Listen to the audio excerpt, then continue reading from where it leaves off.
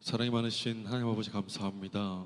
아버지, 우리 하나님 말씀 전체로 읽습니다. 신약성경 베드로전서 1장 1절 2절 말씀 우리 함께 합독으로 같이 읽겠습니다. 신약성경 377면입니다. 함께 합독합니다. 함께합니다. 예수 그리스도의 사도 베드로는 본도, 갈라디아, 갑바도기아, 아시아와 비두니아에 흩어진 나그네 곧 하나님 아버지의 미리 하심을 따라 성령이 거룩하게 하심으로 순종함과 예수 그리스도의 피뿌림을 얻기 위하여 택하심을 받은 자들에게 편지하노니 은혜와 평강이 너희에게 더욱 많을지어다. 아멘. 이는 살아계신 하나님의 말씀입니다. 아마 5060 아니 6070 7080도 알 것 같습니다. 이 노래가 있어요. 이 노랫말이 참 재밌어요. 인생은 나그네 길, 어디서 왔다가 어디로 가는가. 이 노래는 가수 최인 씨가 부른 하숙생이라는 노래입니다. 노랫말이 참 좋습니다. 노래 가사처럼 우리 인생은 잠시 머물다 떠나는 나그네와 같습니다. 그러나 우리는 목적 없이 떠도는 사람이 아니에요. 하나님으로부터 와서 하나님께로 돌아가는 소망이 있는 나그네인 줄 믿습니다. 세상은 인생을 허무하다고 말하지만 우리 믿음의 사람들은 우리의 길 끝에 영원한 본향이 기다리고 있다는 것을 압니다. 이 소망을 붙들고 흩어진 나그네란 제목으로 함께 말씀의 은혜를 나누는 성령의 충만한 예배 시간 되기를 축복합니다. 여러분, 나그네로 사는 것은 어떻게 사는 것일까요? 성경은 우리에게 이 땅에 영원한 거주자가 아니라 본향을 향해 가는 나그네와 거류인이라고 우리에게 우리 정체성을 11장 13절에 말씀하고 있어요. 우리는 나그네입니다. 이미 하나님 나라에 속한 자들이지만 이 땅에서는 나그네 틈을 사는 거예요. 그러나 아직 그 나라의 영광을 온전히 보지 못한 채 살아가고 있습니다. 신학적 용어인데 어려운 말입니다. 이미와 아직 사이에 살고 있어요. 우리 안엔 하나님 나라에 속한 자들이고 아직 하나님의 영광을 다 보지 못했습니다. 이 땅에는 천국이 없어요. 마음에는 천국이 있어요. 그러나 장소 천국은 없습니다. 그렇다고 이 땅의 지옥은 아닙니다. 하나님의 돌보심과 은혜가 여전히 있는 곳이기 때문이에요. 그래서 우리는 천국과 지옥의 중간에 어딘가에 애매하게 서 있는 존재가 아니라 영혼을 향한 갈림길 위를 걷는 나그네입니다. 이 땅에서 두 갈림길이 있어요. 천국 가는 길과 지옥 가는 길. 그 갈림길에 우리가 서 있어요. 이 땅을 지나가는 곳이지만 동시에 방향이 결정되는 자리가 이 땅입니다. 그러므로 나그네의 삶은 결코 가벼운 자리가 아니라 참으로 중요한 자리예요. 이 땅에서의 선택이 영원을 결정하기 때문이에요. 여러분, 성경 우리에게 분명히 말씀해요. 로마서 8장 6절 같이 읽을까요? 시작. 육신의 생각은 사망이요 영의 생각은 생명과 평안이니라. 아멘. 여러분, 아주 강력하게 말씀하고 있어요. 믿음으로 사는 삶이라고 쉽게 편한 길이 아니라 어려워도 하나님의 뜻을 선택하며 사는 삶이에요. 내 안에 올라오는 육적인 욕망을 십자가 앞에 다 내려놓고 하나님의 말씀을 나의 삶의 기준으로 삼는 거예요. 말씀을 판단하거나 말씀을 비판하는 삶이 아니라 그 말씀으로 나를 판단해야 돼. 그 말씀으로 나의 삶을 돌아봐야 돼. 그러나 많은 사람들은 영적인 가치보다 육적인 만족을 더 위에 두고 살아가는 거예요. 그래서 나중에 후회할 일을 있지만 많은 사람들이 이런 인생을 살고 있어요. 심지어 교회를 다니는 사람들조차 말씀보다 자기 욕망을 선택하는 모습을 볼 때 우리 마음은 아플 수밖에 없어요. 너무 마음이 아파요.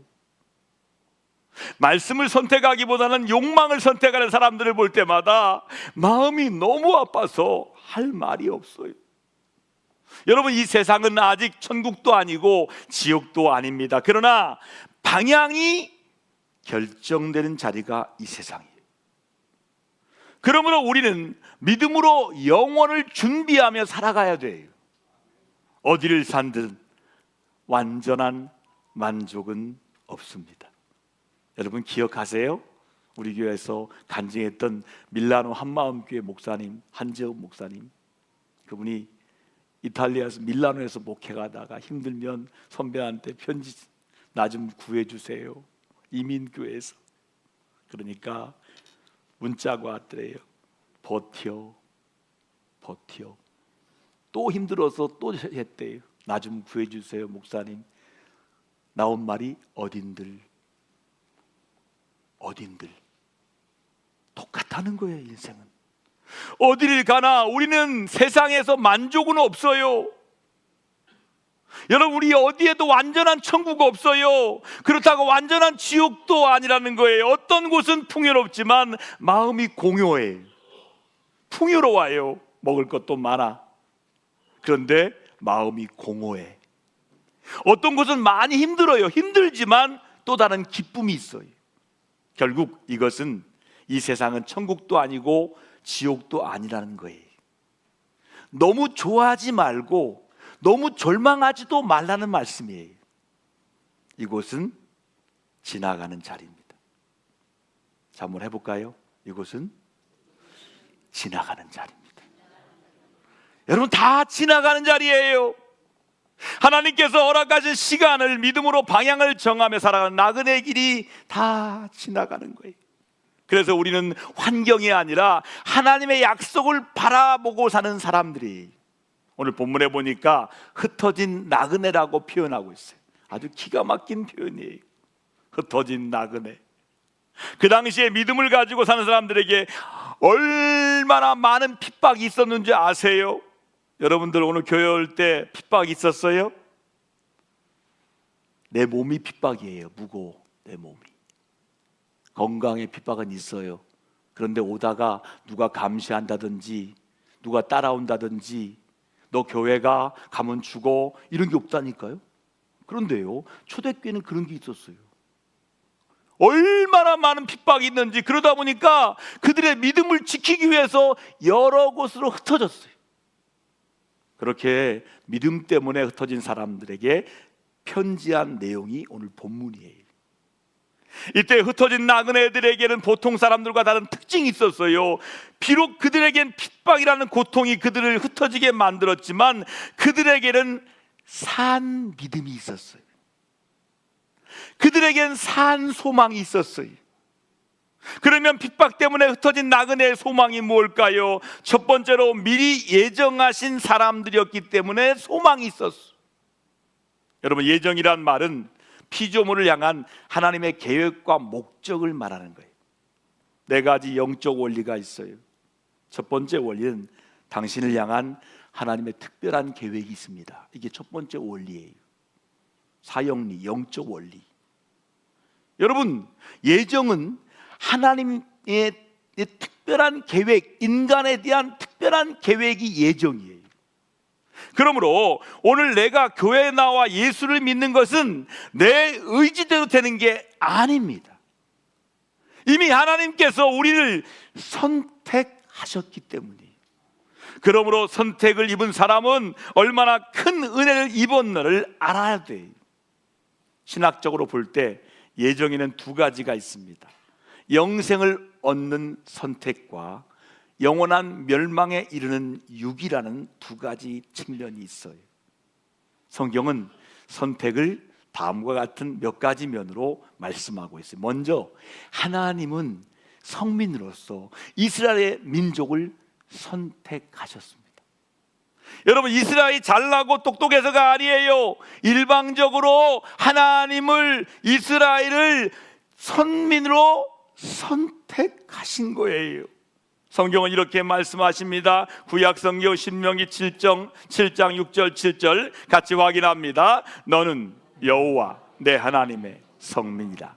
내 하나님 여호와께서 지상 만민 중에서 너를 자기 기업의 백성으로 택하셨나니 여호와께서 너를 기뻐하고 너희를 택하시면 너희가 다른 민족보다 수요가 많기 때문이 아니니라. 너희는 오히려 모든 민족 중에 가장 적으니라. 이렇게 말씀.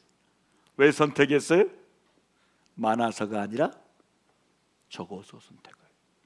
미리 하나님께서 예정하셔서 선택하여 주신 거예요. 이게 큰 은혜예요. 또한 하나님에 대한 특별한 봉사자로 선택하셨대요.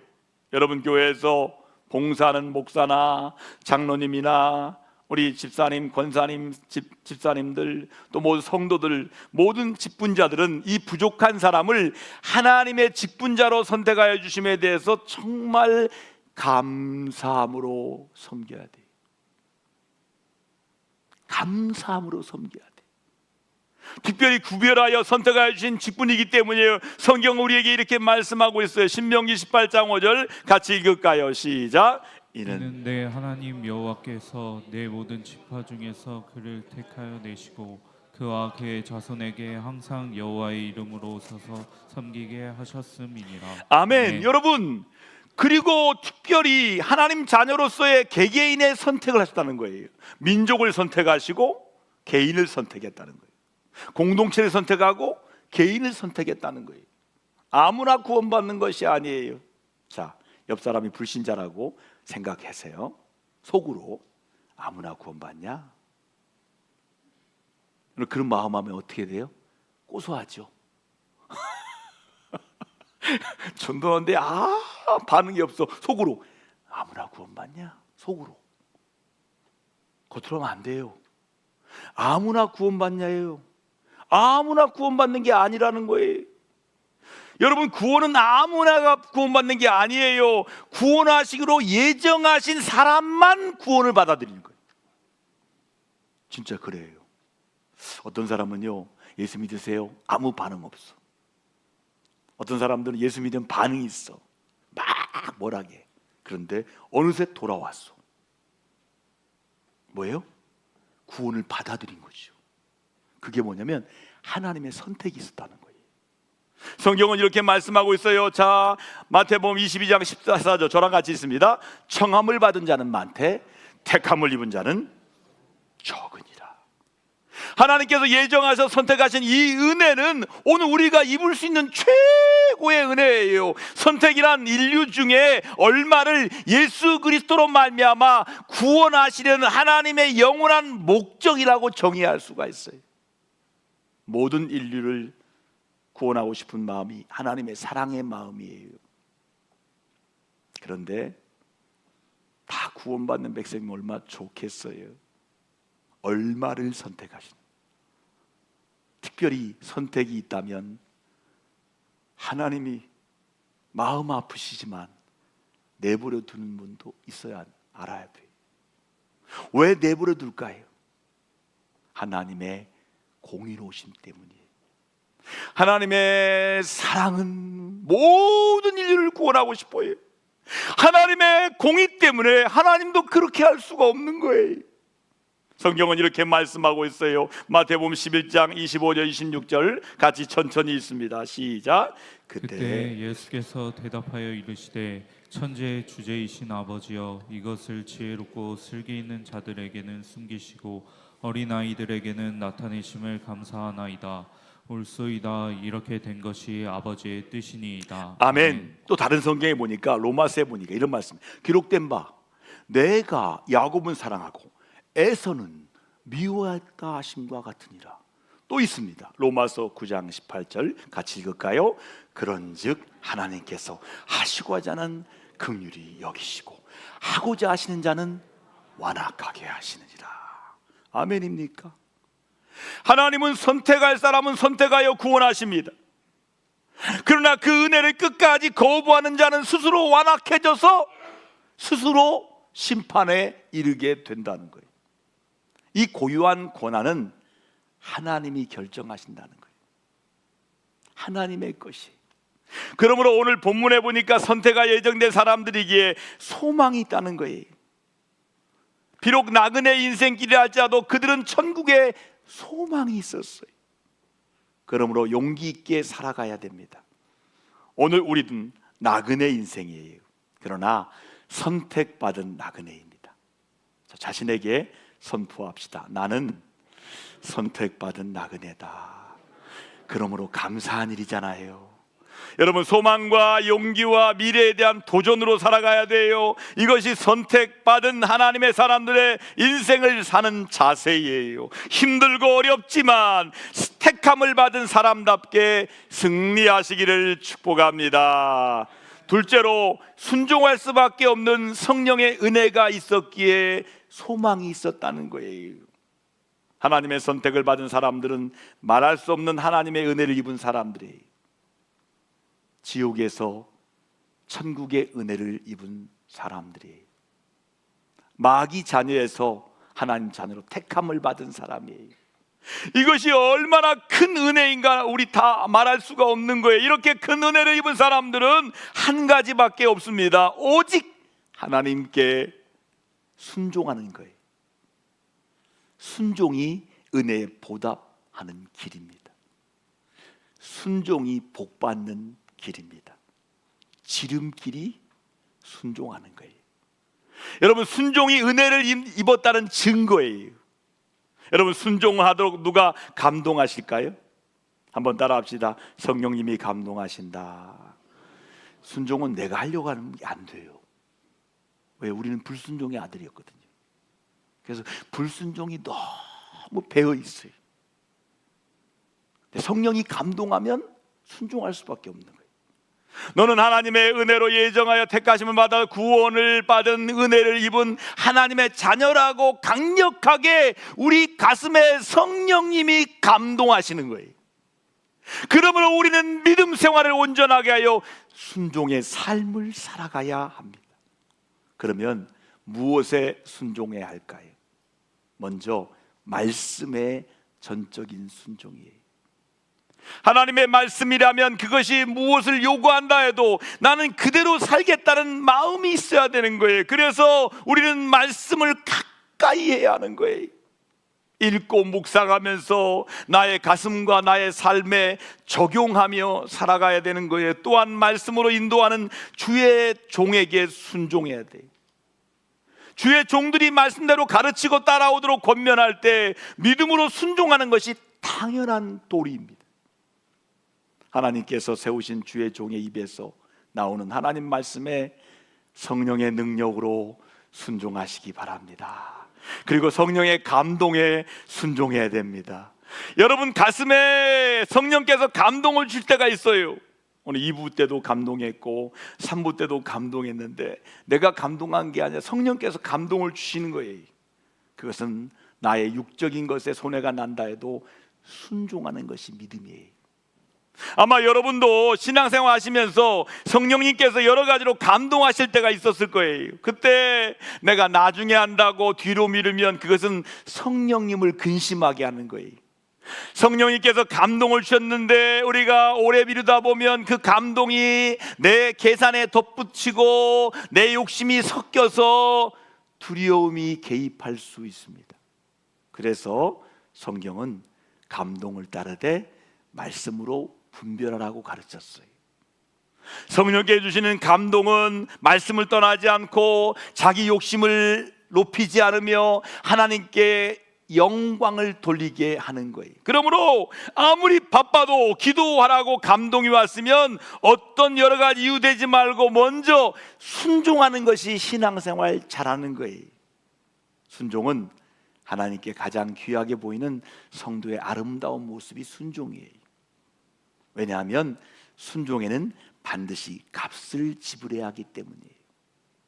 어떤 희생과 대가의 지불 없이 순종은 이루어지지 않습니다. 순종은 비싼 값을 요구하기 때문에 그만큼 귀하고 복된 열매들을 맺게 되는 거예요. 순종은 값을 지불하기를 요구합니다. 그래서 성경은 제사보다 순종이 낫다 이렇게 말씀했어요. 제사보다 먼저 순종을 요구하는 거예요. 그래서 하나님께서 순종을 귀하게 보시고 그 순종하는 자에게 순종의 열매를 맛보게 하시는 거예요. 우리는 이 순종함을 배워야 돼요. 순종함으로 우리는 복된 열매를 많이 맺기를 주의 이름으로 축복합니다. 마지막 셋째로 예수님의 피뿌림을 받았기 때문에 우리는 소망이 있다는 거예요. 성경에 보면 피는 곧 생명이라고 말씀했어요. 자, 레위기 말씀 확인합니다. 17장 11절 함께 확인합니다. 육체 생명은 피에 있음이라. 내가 이 피를 너희에게 주어 제단에 뿌려 너희의 생명을 위하여 속죄하게 하였나니 생명이 피에 있으므로 피가 죄를 속하느니라. 아멘. 구약만 있는 게 아니라 히브리서도 있습니다. 신약에 또 율법을 따라 거의 모든 물건이 피로써 정결하게 되나니 피 흘림이 없은즉 사함이 없느니라 이렇게 말씀했어요. 그런데 오늘 본문에 보면 예수님의 피뿌림을 얻기 위해서 택하심을 입었다고 말씀하십니다. 누가 그렇게 피뿌림을 받은 사람입니까? 나그네로 살고 있지만 예수님을 나의 구주로 믿는 사람이에요. 예수님의 피가 없이는 지금도 여러분과 제가 구원에 이를 수가 없습니다. 예수님의 피 때문에 구원을 받은 것이 얼마나 큰 은혜인가를 알아야 돼요. 여러분, 구약 시대 때 여러분들 예배당에 지금 동물 안 갖고 갔죠? 구약 시대 때는 제사 때마다 소나 양 같은 동물을 데리고 와야 돼요. 돈이 없는 사람은 비둘기, 그 짐승의 피를 봐야 돼요. 왜요? 내가 지은 죄를 다 짐승에게 미루면 짐승을 잡아요. 피를 흘려야 사함의 제사를 받는 거예요. 그러나 이제 예수 그리스도께서 우리 죄를 대신하여 피를 보혈을 흘려 주셨고 그 피를 믿는 자는 구원을 얻게 하였으므로 이제는 피의 제사를 드리지 않고 그 피를 믿기만 하면 구원을 얻게 된다는 거예요. 한번 따라합시다. 나는 예수의 보혈을 믿습니다. 예수의 보혈의 능력을 믿습니다. 여러분, 나는 그 보혈의 능력 때문에 구원받은 거예요. 여러분, 예수님께서 십자가에 못 박히시기 전날 밤에 이렇게 말씀했어요. 떡을 떼어주면서 말씀했어요. 자, 마태복음 26장 확인합니다. 함께 확인하겠습니다. 이것은 내 몸이라 하시고 또 잔을 가지사 감사기도 하시고 그들에게 주시며 이르시되 너희가 이것을 마시라. 이것은 죄사함 얻게 하려고 많은 사람을 위하여 흘리는 바 나의 피 곧 언약의 피니라. 이렇게 말씀하셨어요. 여러분, 이와 같이 언약은 아무리 죄가 많고 흉악해도 예수님의 십자가의 피를 믿고 회개하면 다 용서해 주시고 구원을 선물로 주신다고 말씀하셨어요. 기독교는 하나의 도덕과 윤리의 제도가 사상이 아니라 그리스도의 피를 통한 구속의 신앙이에요. 다른 것은 다 종교입니다. 기독교는 종교가 아니에요. 신앙이에요. 종교는 인간이 만든 거예요. 신앙은 하나님이 우리를 만들었어요. 성경은 이렇게 말씀해요. 에베소 2장 13절 함께 합니다. 이제 전에 멀리 있던 너희가 그리스도 예수 안에서 예수 그리스도의 피로 가까워졌느니라. 이렇게 말씀해요. 여러분, 죄를 범하여 하나님과 멀어졌던 인간들이 주님의 피를 의지하고 나가면 하나님과 다시 가까워지고 하나님과 연합할 수 있다는 거예요. 다른 성경에 이렇게 말씀했어요. 로마서 5장 9절 함께 읽습니다. 그러면 이제 우리가 그의 피로 말미암아 의롭다 하심을 받았으니 더욱 그로 말미암아 진노하심에서 구원을 받을 것이니. 이렇게 말씀하고 아멘입니까? 예수의 피로 말미암아 의롭다 하심을 받고 그것 때문에 멸망에서 영원한 멸망에서 구원을 받게 된 것이에요. 예수의 피로써 사탄 마귀를 무찌르고 이길 수가 있습니다. 여러분, 예수님의 보혈은 마귀가 죄를 근거로 하여 우리 양심을 송사할 때 물리치는 능력의 방패예요. 자, 한번 따라합시다. 예수의 보혈의 방패. 할렐루야.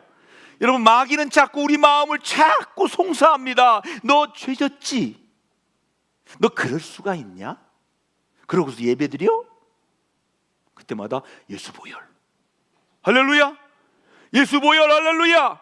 성경이 말씀하십니다. 히브리서 9장 14절 같이 확인합니다. 하물며 영원하신 성령으로 말미암아 흠없는 자기를 하나님께 드린 그리스도의 피가 어찌 너희 양심을 죽은 행실에서 깨끗하게 하고 살아계신 하나님을 섬기게 하지 못하겠느냐. 아멘 하셔야 돼요. 아멘. 아멘이 돼야 돼요. 여러분, 6월절에 온 애굽 땅의 어느 집에나 장자가 다 죽는 재앙이 임했을 때 문인방에 문설주에 양의 피를 바른 집에는 죽음의 사자가 들어가지 않습니다. 패스 오버, 넘어간 것이 장차 애굽과 같은 세상을 다 심판하여 영원한 형벌을 내리실 때 6월절 양이 되어 피 흘려주신 예수 그리스도의 피를 믿음으로 우리 마음의 문설주에 바른 사람들은 심판을 면합니다.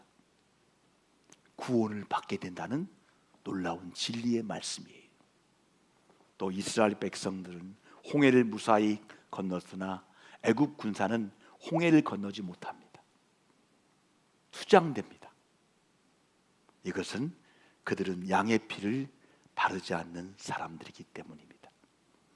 여러분, 착한 사람이 구원받고 유식한 사람이 구원받고 똑똑한 사람이 구원받는 것이 아니에요.